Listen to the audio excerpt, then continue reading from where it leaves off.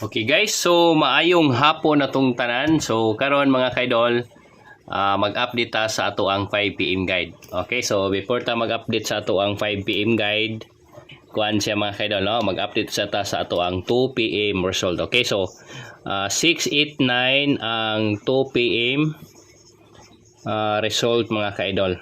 Okay, so 689 mga kaidol, so diin man na siya kuan, no? Diin man na siya gikan.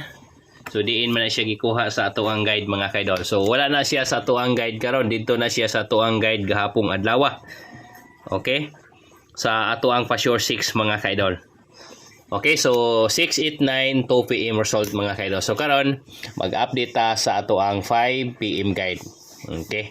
Ang 5 PM guide ato mga kaidol kani gihapon. No, si Pasure 1, si Pasure 2 ug si Pasure 3.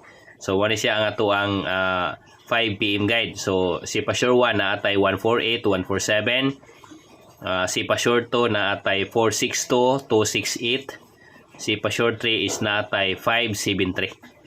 So, maura na mga kaidol ang ato ang 5 PM update. Okay, so good luck and God bless. Salamat og maayong hapon atong tanan.